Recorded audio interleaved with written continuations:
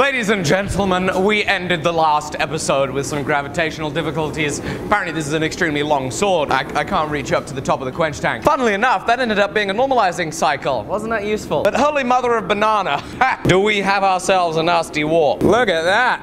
That's not good at all. That just goes to show the amount of stresses that are in it. We did a normalizing cycle after the forging, but still, that clearly did not do a good enough job of normalizing the stresses, because cooling, look at that. We have probably like 1/4 to 3/16 of an inch of bend. That's all right though. Two mottos. When in doubt, use a hammer or more fire. Well, my dear friends, isn't it just handy that we've got plenty of fire and plenty of hammers here in the workshop?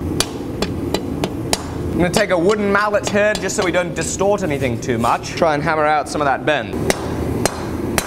Some gravity too, maybe?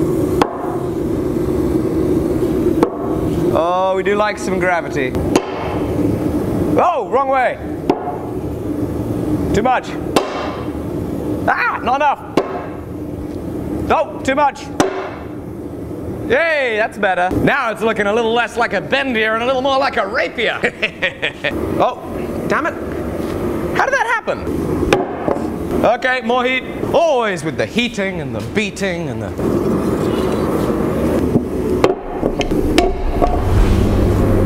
Okay, let's normalize it again. Here we go into the vise. Let's see what kind of bananas it decides to make as it cools. All right, let's have a look-see. Hey!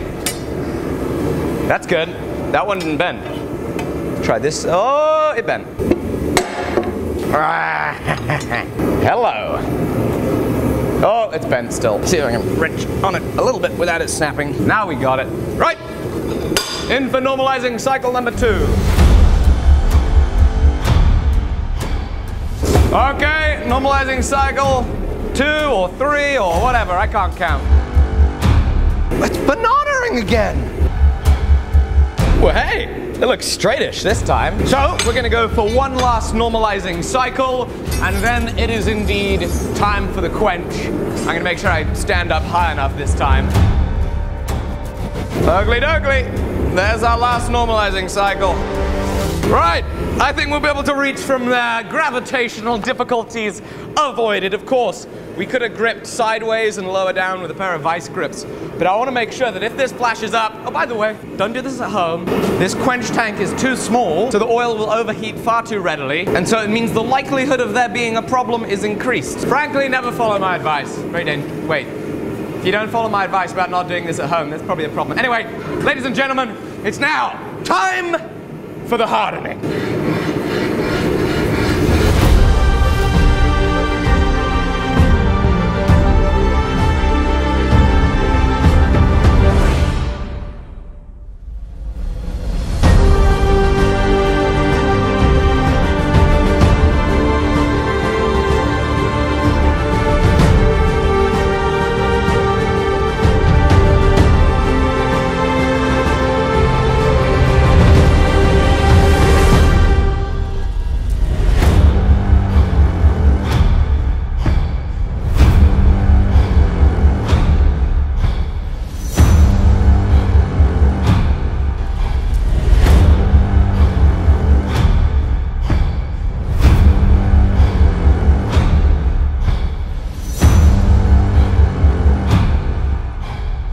We got ourselves a little bit of an issue here. The bananas come back. Yeah, it's a problem. Back in my field hockey days, that would be called an illegal stick. That's so terrible. Haven't played in a while. So, indeed, because, like, there's a certain amount of straightening in the timber you can do, this is not that amount. We're going straight back into the forge. We're gonna heat it up, we're gonna straighten it, we're gonna normalize it 3 times, then we're gonna harden it again. And hopefully we then don't have to keep doing that until it's finally straight out of the quench. We'll see. Normalizing cycle number 373. And it's a banana again. How does this happen? Stop being a banana, you banana. Just don't look at it. I think it's the eyesight that makes it a banana. All right, normalizing cycle number 376. Again? Stop that, I say.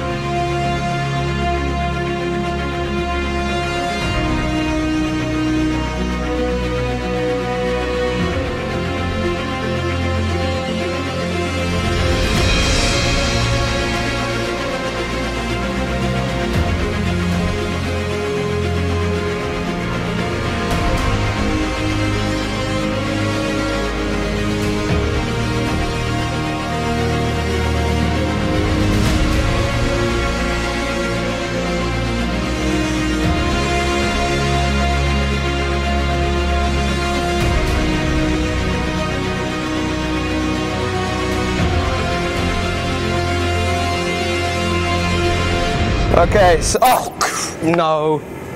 And it's curving more and more and more and more and more and more and more and more and more. Samurai sword number 2? Not quite. Back in the forge, another normalizing cycle or 2 or 3. I worked out what's happening. So I've been a little curious as to why it is that this thing keeps warping, and I have a sneaking suspicion that it is because of the 1055 that we have running up one side. Of course, we got that wonderful whatchamawhatsit pattern going up there, wonderful toothed pattern going up one half of the blade. I think this is cooling and affecting it in a way that's different to the Damascus on the other side. Let's go ahead and stop for a second and appreciate the pattern.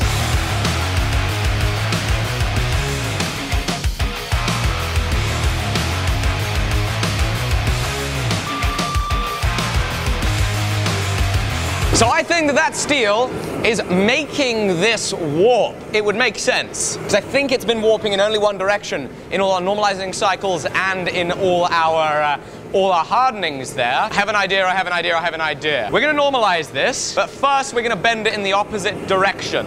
Maybe then when we harden it, it'll straighten itself. Right, let's see if we can do this. Okay.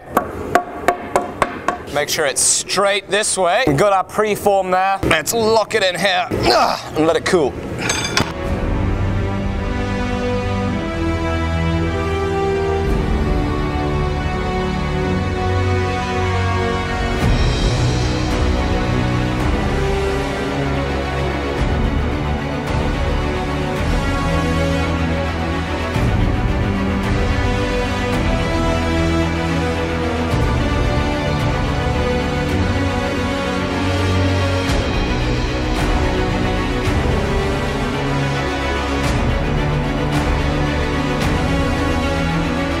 So it did not work quite as well. It didn't bend back the other way at all. Now there's a moment where supposedly you can go ahead and straighten a blade when you're hardening it, and that's why when you see people pulling a blade out of the quench and you see it smoking a lot, it'll often flash. When you make it flash, you usually do it because it looks cool. You've seen me make it flash before. You get the dripping oil, you throw it over a flame and it looks cool. It's dangerous though, obviously you can burn yourself terribly badly.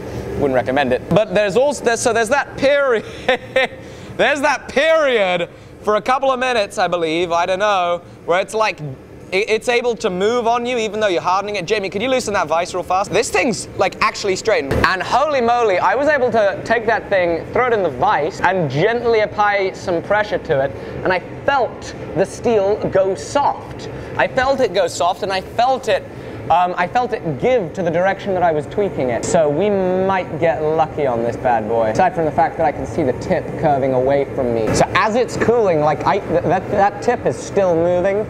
It's still getting out there. So I can grind the tip. I'm happy to grind the tip and lose material there. I'm concerned that we're not straight back here. I'm going to block this that way. It's gonna need some grinding. Oh shoot. Oh, it needs a lot of grinding. And we're gonna wait a sec. We're gonna let it cool and we're gonna see if this is grindable. Oh. Oh, have a look down the edge. Trouble is we got this spaghetti edge going on here. Of course, you know, we're trying to be concerned with the bend up and down, and obviously that means that we're not concerned with our side to side. So we've got a little bit of a spaghetti edge going on. We can fix straightness that way in the temper a lot more easily than this way and that way. So spaghetti edge, not the end of the world. What is the end of the world is this banana that we've got going on. Oh, I see, I didn't think this through. The issue I had coming straight out of the quench is it hadn't straightened from the preform. Our preform was away from our 1055 edge. Well, of course, I then just straightened it, and now as it's cooling its final way, it's bending back the way we wanted it to go. And so I think the trick would have been to not straighten it, but simply let it cool down and straighten on its own accord. So maybe we've got to do it again, and maybe that's the lesson learned. Still looks like a samurai sword. Right, so I've got a ruler on it now, and we've got about 3.5 millimeters of bend at the peak, at the apex of the curve. And you can see, look at that. That is some serious bend. And then up at the tip, like that's crazy, crazy bend.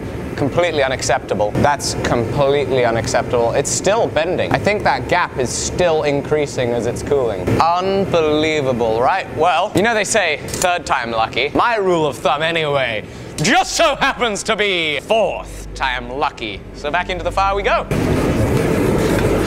Righty-ho, we put a bend opposite to the way that it warped itself as it did its final part of the cooling. This time, we're not gonna try and do any straightening ourselves. We're gonna quench it, we're gonna lock it up in the vise, and we're gonna let it move how it wants. Ladies and gentlemen, let's see how it goes.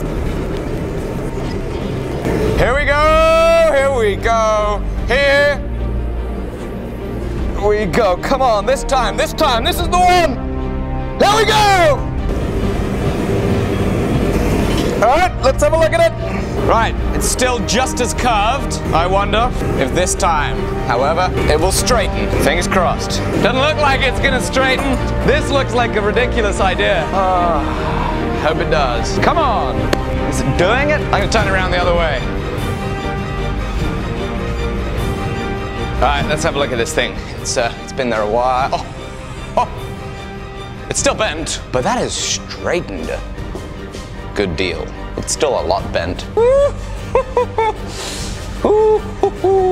don't know if I want to look at it. Oh, I don't know if I... Ah, it's hot. I do not know if I want to look at it. I should probably put gloves on when I do this. Dare I say it could be worse? Well, it was worse. It was a lot worse. Right.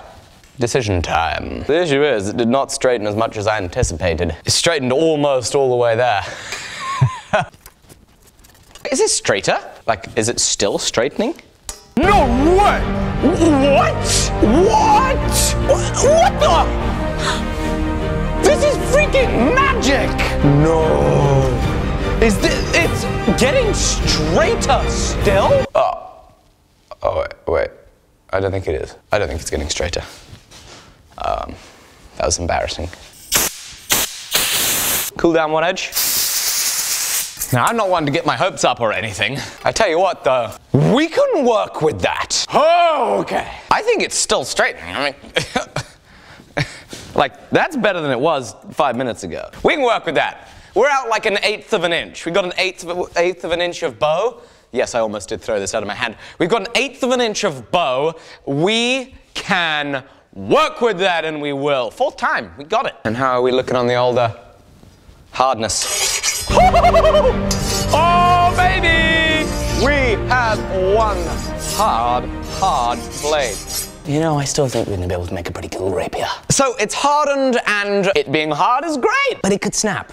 Which is a big problem. This is a rapier, you know, it needs to be flexible so it's not gonna snap when it's being used. So we've got to temper it. We also have a warp, as you may have remembered, because it's been the subject of your attention for the last 5 minutes. Now, on one of these normalizing cycles, I made some things which I want you to have a look at me making right now.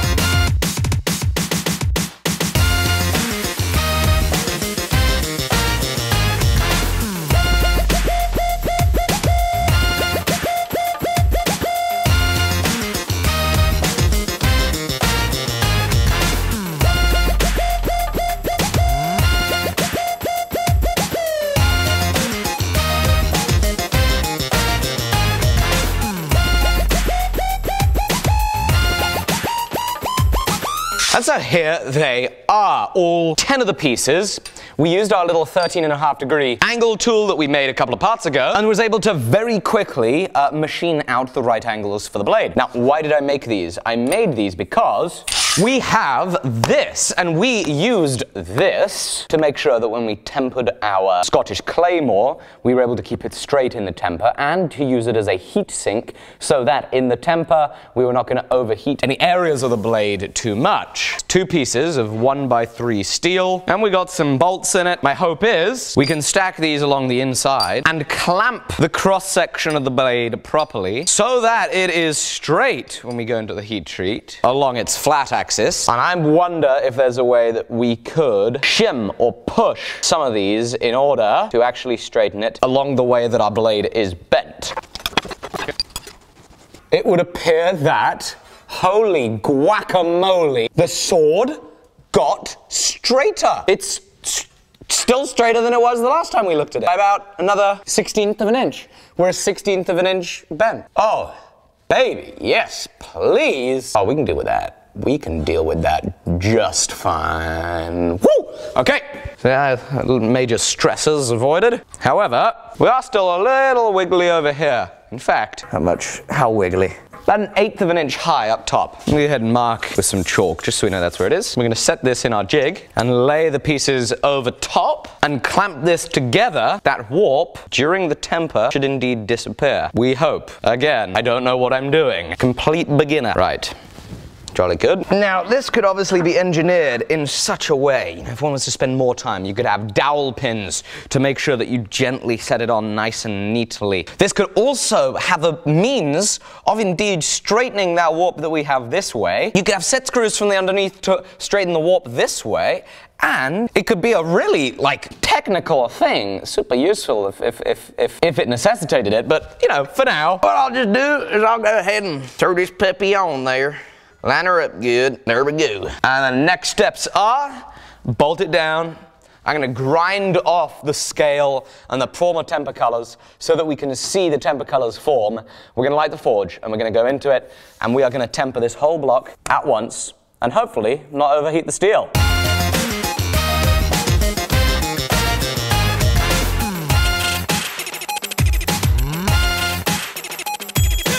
You wanna know something really funny? Not only are we hardening the blade in a 14-inch long forge. Yes, that's right! We're tempering it in a 14-inch long forge. Oh boy, this could be tricky.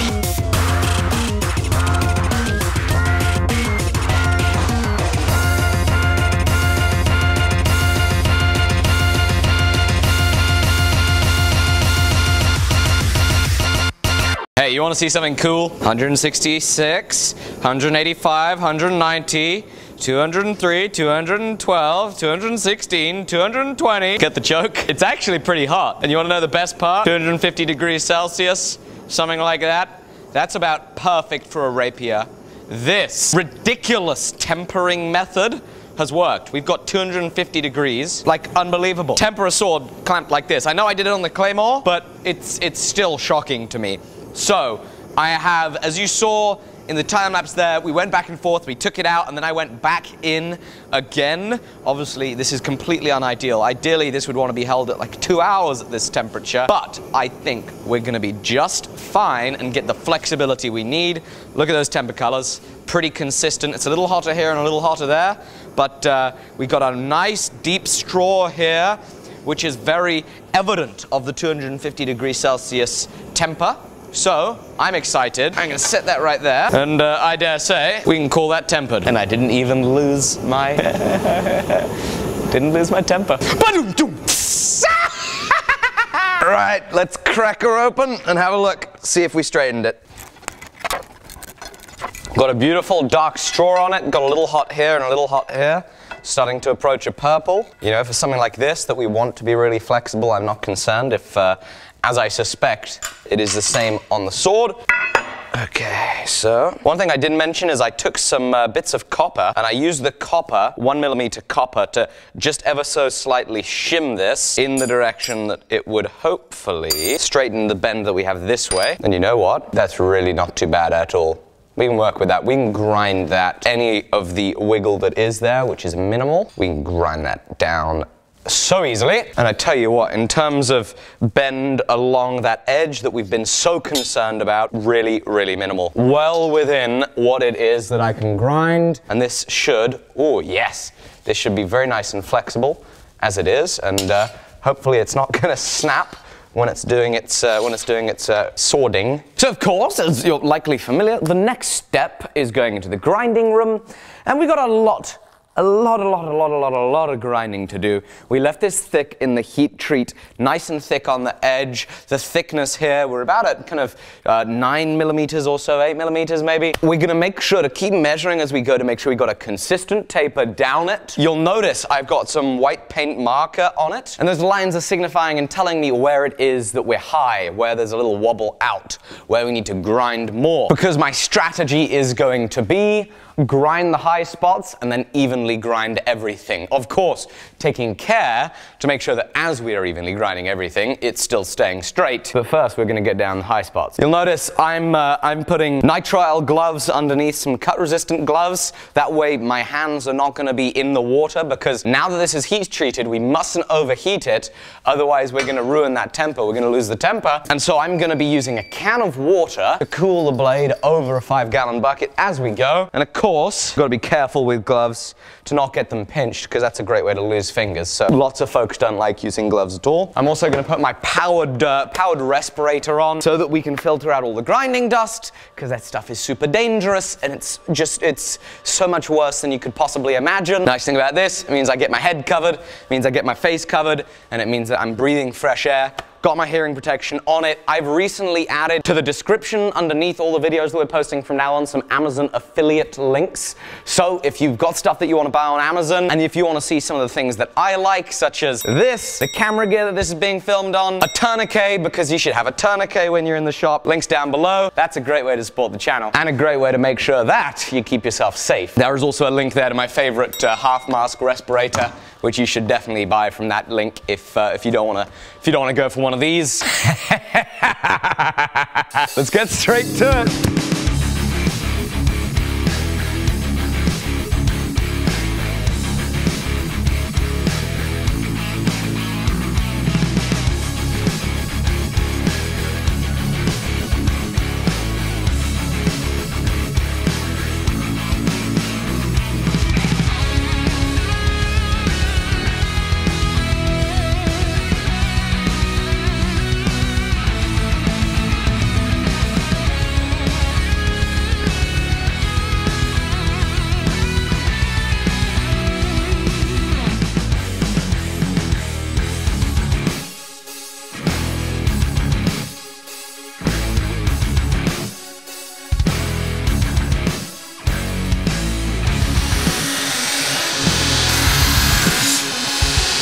So I'm now trying to grind out. There's a pretty decent warp that goes out that way. So we got to remove a lot of stock on this side. So I'll work this edge from this direction. Then we'll flip her around, come this way.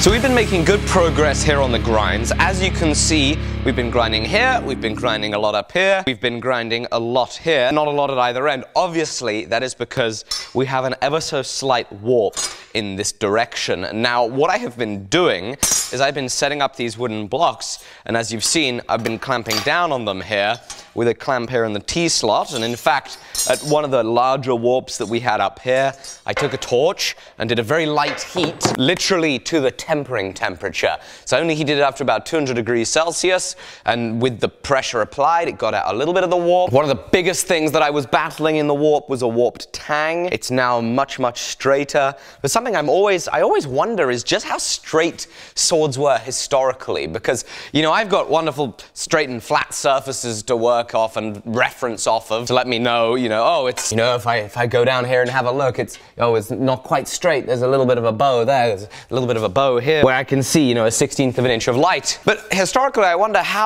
just how much access they had to straight references. Naturally, like relying on your eye is very good, and in fact, as you shorten the perspective of this distance, you're really able to amplify, you know, even the slightest bit of irregularities in straightness. I always wondered, you know, a historical sword out of the shop, ready to go into battle. How straight were those things? Because I tell you, for me, getting one of these things really straight is a battle, and I've put a good bit of time here, down here, off camera, trying to straighten it. Of course, you saw in the heat treat, we had a lot of fun with that. Ha! Ha! And on that note, ladies and gentlemen, with our pretty damn straight sword, it's perfect this way. You know, we had to put a massive bend in it. It's perfect this way. With our pretty straight rapier sword, it is indeed time for me to bid you farewell, for me to say thank you very much for watching this episode. I hope you've enjoyed it. It has been thrillingly enjoyable, thrillingly educational, and just an absolute blast to bring you along for the day. Make sure you follow me on Instagram at Alec Steele so you can get some behind the scenes. I'm looking forward to seeing you tomorrow on the next episode. Have a lovely day, and bye-bye.